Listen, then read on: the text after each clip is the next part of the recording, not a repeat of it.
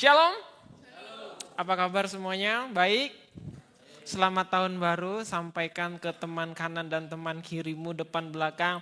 Selamat tahun baru sis, selamat tahun baru bro. Shalom juga buat teman-teman yang ikut ibadah kita lewat YouTube kita. Thank you buat yang udah join. Ada teman-teman kita yang di YouTube, boleh kita sampaikan salam buat mereka. 1, 2, 3, halo. Oke, selamat tahun baru sekali lagi buat teman-teman. Pastinya teman-teman happy, bahagia, sukacita di awal tahun ini. Mungkin teman-teman punya sebuah harapan, teman-teman punya sebuah cita-cita di tahun 2025. Teman-teman punya resolusi mungkin ya, atau mungkin kolaborasi, atau mungkin elaborasi, atau mungkin ya rasi-rasi yang lainnya. Teman-teman mungkin sedang menyiapkan sesuatu, pastikan teman-teman selalu menyertakan Yesus. Amin. Nah, hari ini aku mau share satu bagian firman Tuhan. By the way, kita ada tema di tahun 2025. Temanya adalah The Year of Wisdom, tahun hikmat.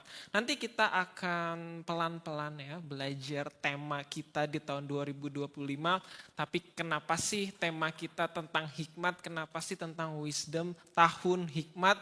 Karena teman-teman penting banget untuk setiap kita punya hikmat. Bilang sama-sama, aku harus berhikmat. 1, 2, 3. Setelah tahun-tahun yang lalu kita menjalankan sesuatu, mungkin kita sering salah, mungkin kita sering terjatuh, mungkin kita sering pilih jalur yang seharusnya nggak kita pilih. Nah, di tahun ini kita mau belajar supaya kita nggak salah pilih lagi. Amin. Termasuk mungkin pilih pasangan, atau mungkin pilih menu makanan, atau mungkin pilih-pilih yang lain ya. Kita mau belajar, kita anak-anak muda History Maker Generation mau memilih apapun yang di depan kita dengan hikmat Tuhan. Amin. Nah, itu pentingnya tema kita di tahun 2025, tapi kita akan mulai nanti di minggu depan. Kita akan bahas dari awal sampai nanti teman-teman bisa jadi orang-orang yang dipenuhi oleh hikmat Tuhan. Katakan amin. Yes, amin.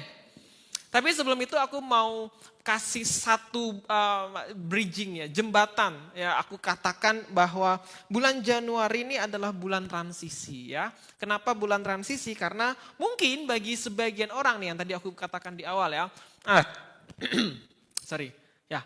Yang seperti aku katakan di awal, mungkin bulan-bulan Januari, bulan-bulan awal tahun ini penuh dengan resolusi-resolusi yang teman-teman sudah siapkan. Ada yang sudah punya resolusi mungkin, tahun ini aku mesti lebih baik lagi ya. Tiap tahun aja gitu ya gak sih? Ya lebih baik lagi, lebih baik lagi. Nggak ada salahnya, justru bagus kalau teman-teman punya resolusi. Atau mungkin teman-teman punya harapan, mungkin aku pengen olahraga biar sehat. Ada? Aku pengen bangun lebih pagi untuk jogging mungkin. Ayo jogging ya. Ya, atau mungkin aku pengen apa lagi? Pengen pendapatanku, pemasukanku setiap bulan bertambah. Amin. Atau mungkin aku pengen di tahun ini resolusinya aku bisa jadi pribadi yang pribadi yang A, pribadi yang B, pribadi yang C dan lain sebagainya. Nah, teman-teman sekali lagi di bulan ini bagi sebagian orang ada yang sedang menyusun langkah-langkah, menyusun bagaimana aku harus memulai tadi itu resolusiku. Ada yang sudah mulai menyiapkan, kayaknya aku harus ini. Kalau bangun pagi berarti aku setidak-tidaknya kalau tahun lalu alarmnya 2, hari ini alarmnya 12. Ini 12 nyala terus ya kan. Itu kan strategi itu ya. Atau mungkin kalau pingin diet, ada yang pingin diet gak sih? Ya mungkin caranya jaga makan. Nah, mungkin kalau yang tahun lalu ya setiap hari karbohidratnya banyak, nasinya banyak ya. Nah, tahun ini mungkin nasinya dikurangin. Nah, itu kan strategi. Atau mungkin ada yang lain yang sudah lauknya dibanyakin ya. Nah, itu bagi sebagian orang. Nah, tapi teman-teman ada juga sebagian orang yang menganggap bahwa bulan Januari awal tahun itu biasa-biasa aja. Helah, sama aja Kak, kayak tahun-tahun sebelumnya. Helah, apa bedanya memang? Ada yang seperti itu? Ada yang merasa bahwa awal tahun biasa-biasa aja, kan ada tadi orang yang pertama menganggap awal tahun ini wah penuh dengan semangat. Wes. Ya kan sudah menanti-nantikan begitu kembang api dinyalakan cediar. Tahun baru. Semangat, penuh dengan semangat ya. Tapi ada orang yang jedar kayak biasa aja. Ada yang kayak gitu, ada yang ngerasa awal bulan Januari awal tahun biasa-biasa aja ada? Ya, ada. Duka sama-sama aja ya. Ya gitu-gitu aja. Nah, tapi ini kenyataannya bahwa mungkin nampaknya di luar kita semangat, tapi ternyata dari dalam lubuk hati dan dalam pikiran kita ini lagi menanggung sebuah beban yang berat. Sadar nggak teman-teman? Semangat, ya kemarin aku lihat story-nya teman-temanku di seluruh akun Instagram kan, aku kan scroll story ya. Semua ya termasuk, aku kemarin gak sempat buat kembang api. Gak sempat bikin story kembang api. Karena ya kita kemarin nyalain kembang api ya. Ya aku lupa minta videonya untuk ku upload di story. Tapi udahlah kan masih ada tahun depan. Nah aku baru ingat besok bangun pagi. Ya lupa bikin story. Nah oke, lupakan itu. Nah tapi nampaknya kita semangat di luar, hore, happy ya dengan mungkin segala jenis caption kita di Instagram atau mungkin perkataan kita atau mungkin catatan list harapan kita. Nampaknya di luar semangat, tapi coba lihat dari dalam lubuk hati dan pikiranmu, mungkin kamu sedang menanggung sebuah beban, sebuah hal yang berat banget nih kayaknya di awal tahun nih. Ada yang seperti itu? Ada? Ya, ada yang seperti itu. Kak Nelci sudah senyum-senyum tipis. Awal tahun ya kan. Tenang Kak Nelci, kita tim HMG siap. Siap HMG? Florence bingung siap apa. Siap gerak ya. Nah ada mungkin orang-orang yang tadi itu ya nampaknya di luar semangat tapi dari dalam hati, dalam pikirannya aduh awal tahun kok bukannya makin, kan biasanya kalau start from zero, mulai dari nol kan biasanya itu kan mestinya logikanya terlepas dari ya kan beban-beban di tahun lalu. Tapi ada orang-orang yang start from zero, zeronya itu bukan zero tok ya, tapi 0,0000000 ya kan ada seribunya. Jadi kayak kok berat ya, apalagi faktanya, realitinya dunia semakin berat. Tentang 12% lah, tentang, nggak jadi ya kan. Ya puji Tuhan ya. Dan tentang berita ekonomi, tentang berita pendidikan, teman-teman mesti sadar itu, teman-teman mesti aware tentang itu. Bahwa bahkan kenyataannya akan semakin berat.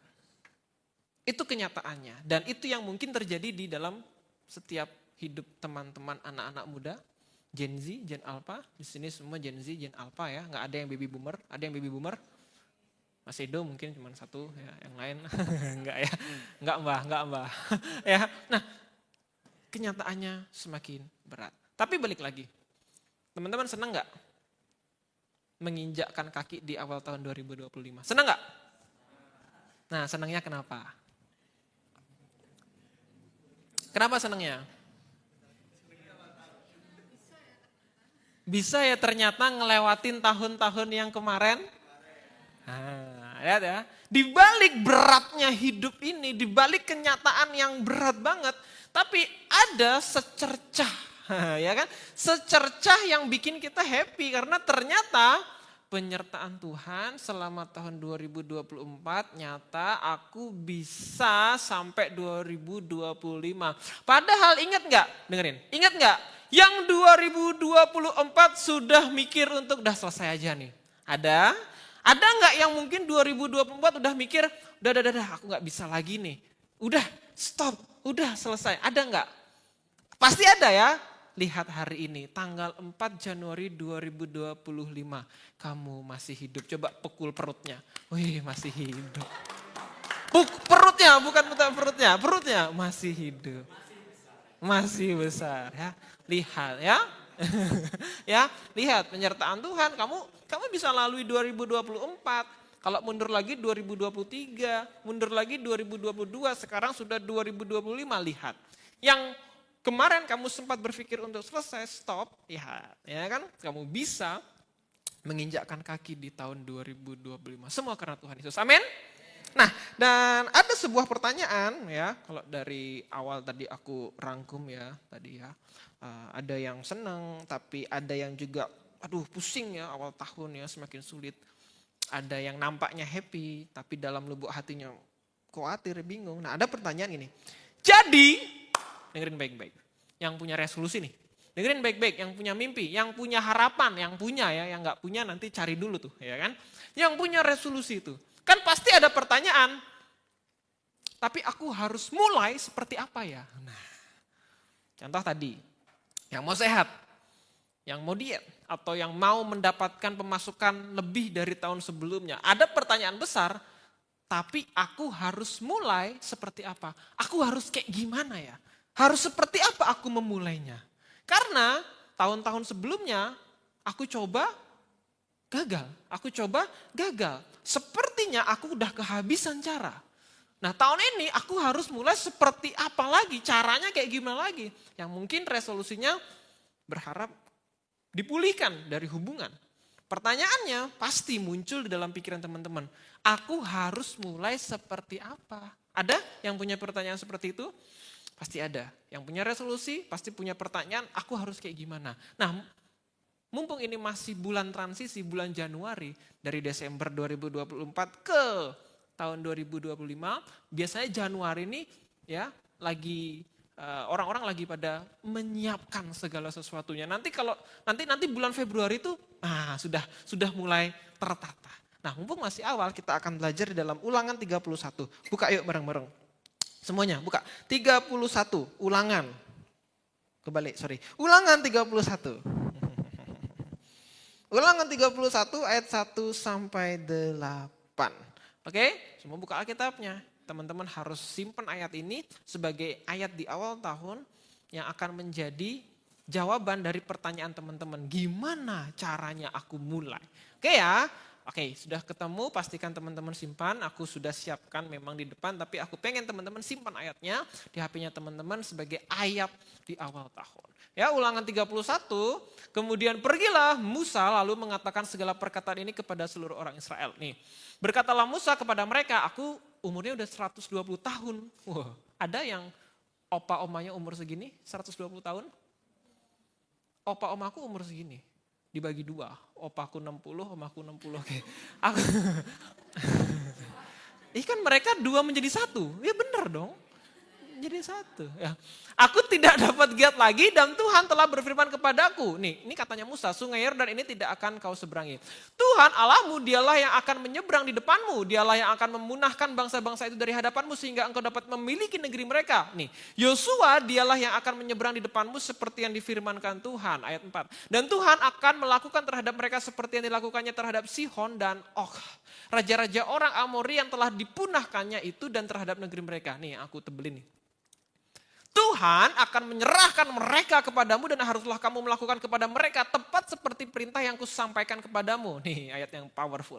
Kuatkan dan teguhkanlah hatimu, janganlah takut dan jangan gemetar karena mereka, sebab Tuhan Allahmu dialah yang berjalan menyertai engkau. Tuhan gak akan biarin kamu dan tidak akan meninggalkan kamu. Lalu Musa manggil Yosua, sini, berkatalah Musa kepada Yosua di depan seluruh jemaat History Maker Generation. Dengarkan. Kuatkan dan teguhkanlah hatimu, sebab engkau akan masuk di tahun yang baru bersama-sama dengan bangsa ini ke negeri yang dijanjikan Tuhan dengan sumpah kepada nenek moyang mereka untuk memberikannya kepada mereka, dan engkau akan memimpin mereka sampai mereka memilikinya. Sebab Tuhan dia sendirian akan berjalan di depanmu. Dia sendirian akan menyertai engkau. Dia tidak akan biarin kamu dan ia tidak akan ninggalin kamu. Jadi jangan takut, jangan patah hati. bukti. Nah teman-teman, ini cerita singkat saja. Musa pada saat itu sudah umurnya 120 tahun. Dia menyerahkan kepemimpinan selanjutnya sebelum bangsa Israel masuk ke tanah Kanaan kepada siapa? Yosua. Inti ceritanya gitu. Jadi Mosua lagi ya, sorry. Musa sudah tua, sudah sepuh. Dia bilang dia nggak akan masuk tuh ke tanah Kanaan. Dah biarin kamu sama keturunanmu, sama keluarga besar tuh. Ya bangsa Israel yang akan masuk. Nah pertanyaannya kalau teman-teman jadi Yosua.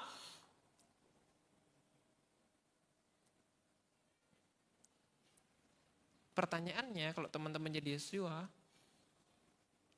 Gimana ya cara aku memulai? Tuh. Karena gini, ini sulit loh teman-teman. Musa adalah pemimpin yang mengeluarkan ya bangsa Israel dari tempat perbudakan. Dia jadi pemimpin yang sangat lama tuh ya kan. Dan kemudian ada sebuah transisi kepemimpinan dari Musa ke Yosua. Wah, bayangkan betapa sulitnya mengemban sebuah beban dan tanggung jawab yang besar untuk jadi pemimpin sebuah bangsa yang besar. Bangsanya besar. Oke, dan sudah sekian lama yang memimpin bangsa yang besar itu adalah Musa. Dan Musa menyerahkan tongkat pemimpinan estafet kepada Yosua. Pasti Yosua mungkin seperti kita hari ini yang hendak memasuki tahun yang baru, punya sebuah resolusi, punya sebuah impian harapan, tapi muncul sebuah pertanyaan, gimana cara memulainya? Betul teman-teman? Nah, tapi kita lihat dulu, siapa sih Yosua nih? Yosua itu pembantunya Musa, jadi asistennya Musa. Nah, dan Yosua kalau teman-teman baca di bilangan, dia itu pengintai.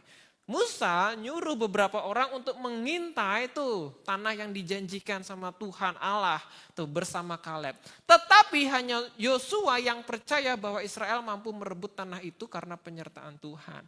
Jadi singkat cerita kenapa Yosua dipilih untuk menggantikan Musa. Nah Musa sendiri yang milih Yosua. Karena nih Yosua orangnya setia. Yosua orangnya percaya sama Tuhan. Sama mungkin seperti kita hari ini. Kamu orang yang setia, datang ibadah luar biasa, bersungguh-sungguh sama seperti Yosua. Atau mungkin kamu juga sebagai orang yang percaya, ya, yang percaya bahwa kalau Tuhan sudah sertai aku di tahun 2024, Tuhan juga akan sertai aku di tahun 2025. Tapi posisinya sama, Yosua bingung gimana cara memulainya. Lihat, dia orang yang percaya, dia orang yang setia, tapi dia tetap punya pertanyaan dalam hati dan pikirannya. Gimana cara mimpin bangsa yang besar ini? Padahal dia asistennya Musa. Ya dia lihat setiap hari apa yang Musa lakukan. Nah pertanyaan selanjutnya nih, apakah Yosua takut? Oh jelas takut, makanya Musa ngomong sama Yosua di depan seluruh Israel gini. Kenapa Musa nggak ngomong Yosua berduaan sendiri? Kenapa Musa harus ngomong kuatkan dan teguhkanlah hatimu di depan seluruh bangsa-bangsanya? Ini menandakan bahwa Yosua takut. Musa mencoba meyakinkan Yosua di depan bangsa Israel dan juga Musa meyakinkan bangsa Israel, Yosua ini pasti bisa. Bayangkan, Yosua takut banget tuh posisinya, makanya Musa mengatakan, ayo kamu kuat dong, ayo kamu harus teguhkan hatimu dong. Apakah teman-teman takut masuk tahun 2025? Ada yang takut? Ada yang takut enggak? Waduh, enggak berhasil nih kayaknya. Aduh, kayaknya tetap enggak bisa nih.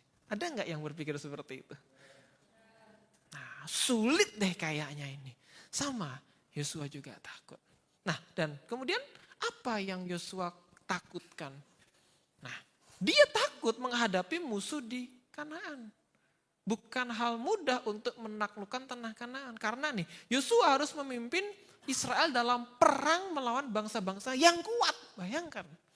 Dia tahu kenyataan. Jadi Yosua kan mengintai. Jadi ibaratnya intelijen. Nah, pasti dia tahu info A1, teman-teman. Dia tahu info yang pertama. Karena dia intelijen, dia mengintai. Sebelum Musa panggil Yosua, Yosua sudah takut. Ditambah Musa panggil dan Musa kasih tahu kamu mimpin bangsa ini ya. Makin takut. Mungkin sama kayak kamu hari ini termasuk aku. Kita tahu di tahun 2025 ada perlawanan yang kuat mungkin di dunia ini. Tentang hubunganmu kamu mudah melihat. Mungkin kamu sudah mengintai dari tahun sebelumnya. Wah kayaknya tahun depan nih, wah sulit banget nih memperbaiki hubungan yang retak. Ya kan? Atau mungkin tentang pekerjaan, kayaknya sulit banget nih bertahan. Gimana mau nambah pemasukan tahun ini aja sudah ngos-ngosan. Ada yang teman-teman takutkan di tahun 2025? Ada? Apa? Salah satunya mungkin ada yang mau kasih tahu kita. Takut apa? Takut apa? Kak, aku takut patah hati lagi, Kak. Iya.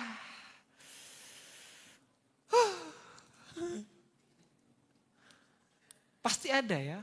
Nah, inilah yang dialami oleh Yosua. Aku mau ajak sebentar untuk kita merefleksikan diri kita. Yuk, sebelum nanti kita masuk lebih dalam lagi nih. Kamu tuh siapa sih? Coba tanya sama dirimu sendiri. Kamu tuh siapa? Ada yang gak tahu kamu siapa? Ya. Kamu siapa sih? Coba kamu coba gini, belajar coba apa namanya sih? Apa sih namanya? Scan ourselves. Ya, coba kamu mendefinisikan siapa sih kamu coba. Oh, Roy itu orangnya satu ganteng. Ya kan? Ya enggak apa-apa. Ya kan? Bukan itu sepertinya terlalu over. Ya. Oke, ini yang real. Oh, Roy itu sudah tua. Ya, jadi please jangan terlalu garing, Roy. Banyak yang komen kayak gitu, nggak tahu padahal nggak juga sih.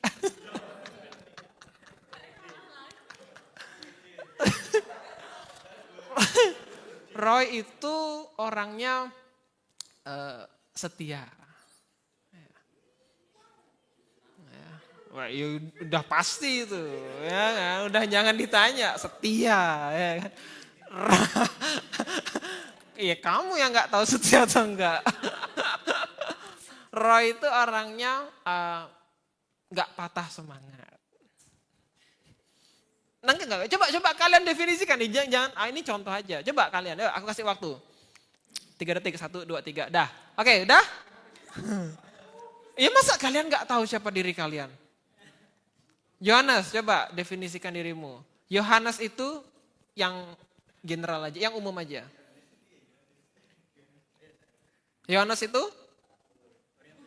orangnya baik. Oke. Ayo, apa Jo? Nggak apa-apa. Overclaim nggak apa-apa. Apa Jo? Yohanes itu orangnya penyabar. Oke, Kak Novi. Novi itu orangnya kocak, ya 1.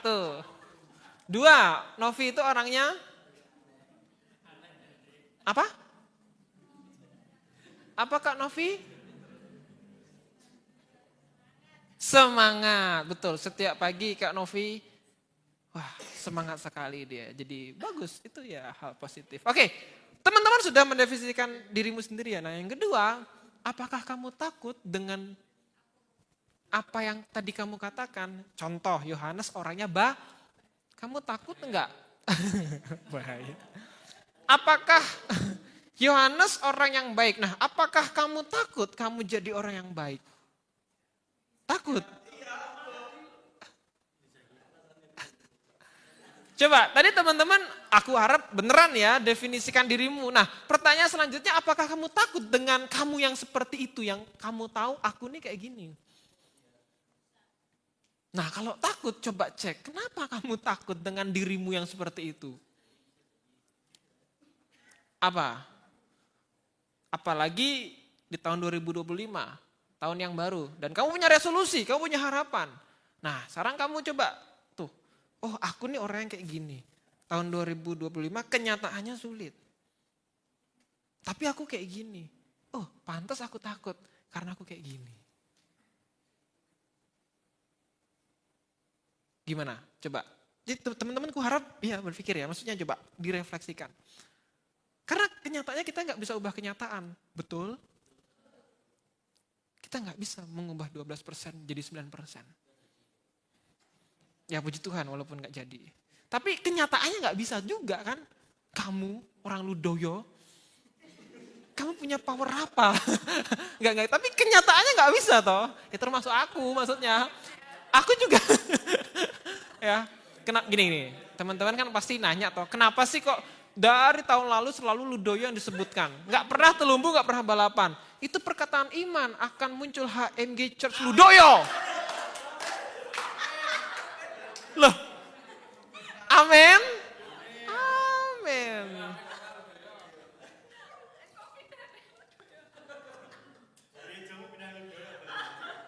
Loh nggak apa-apa, karena di sini udah penuh. Amin. Loh, enggak masalah. Ya di Ludoyo biar berkembang, HMG Church di sini berkembang penuh, sama-sama penuh. Nanti kita buka lagi di mana? Wah, ngeri. Oke. Lanjut ya. Oke. Apa yang kamu takutkan? Ayo coba refleksikan. Apa sih yang kamu takutkan? Oh, aku kayak gini. Kenyataannya kayak gini. Aku nggak bisa ubah kenyataannya yang kayak gini.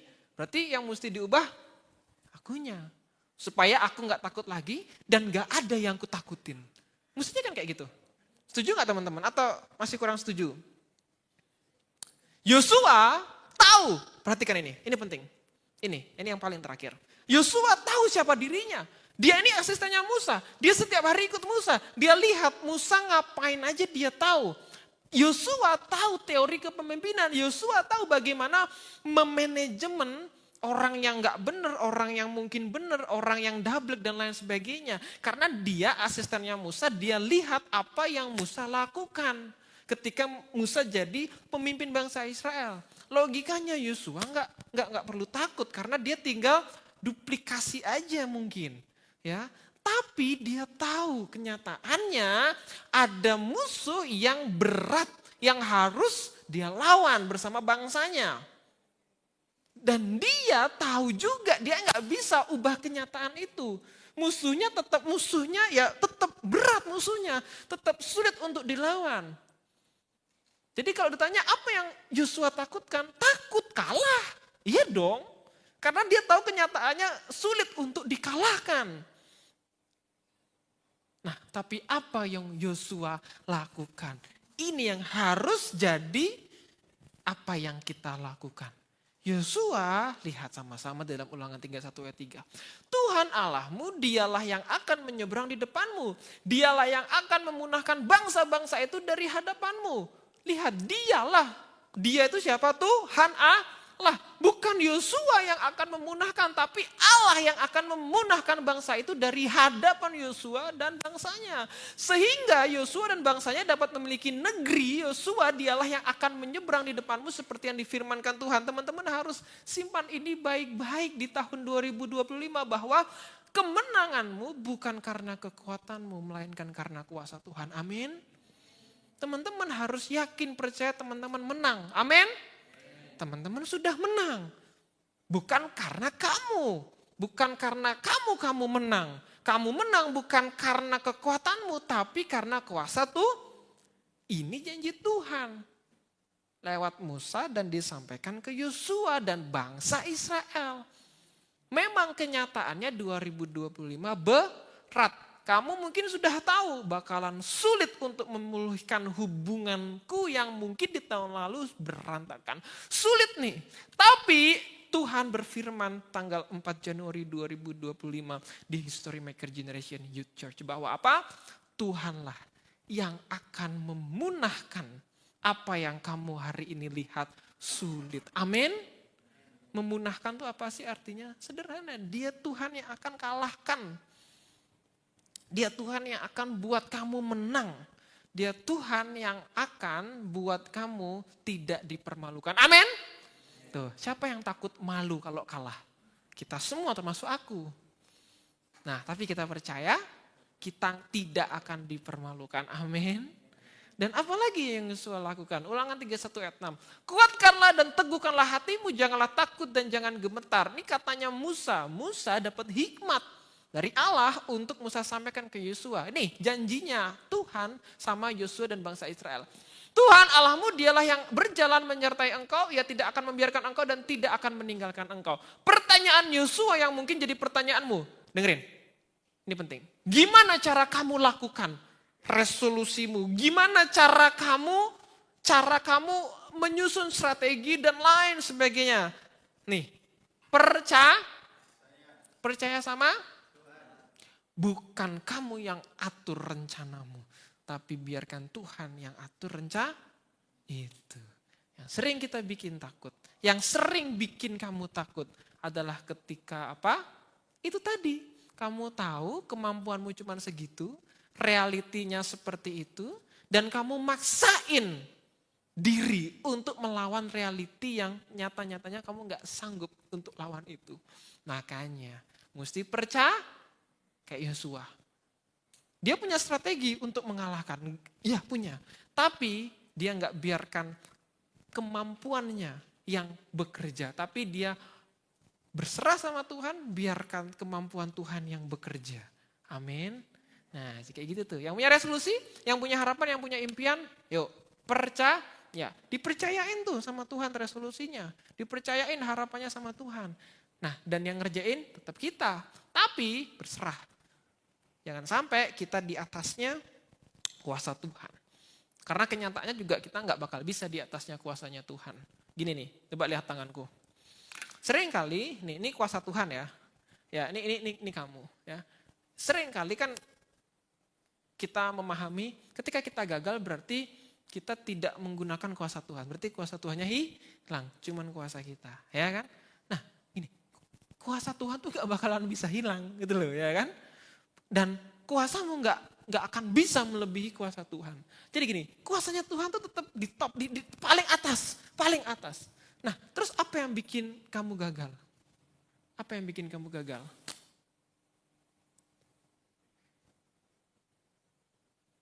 Apa yang bikin kamu jatuh lagi? Coba, ibarat kata ini kamu, ini kuasa Tuhan. Kamu lompat. Naik, jatuh lagi. Naik, jatuh lagi. Naik, jatuh lagi. Tuh. Kamu pakai kekuatanmu sendiri kan? Naik, jatuh lagi. Naik, jatuh. Karena kenyataannya nggak bisa kamu menyamai atau tipis saja nggak bisa. Apalagi di atas kuasa Tuhan. Makanya yang terjadi waktu kamu berusaha pakai kekuatan sendiri, kamu naik, jatuh lagi kan? Naik, jatuh lagi kan? Nah, terus caranya gimana?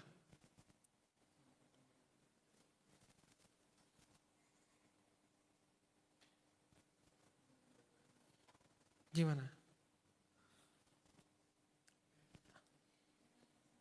Apa?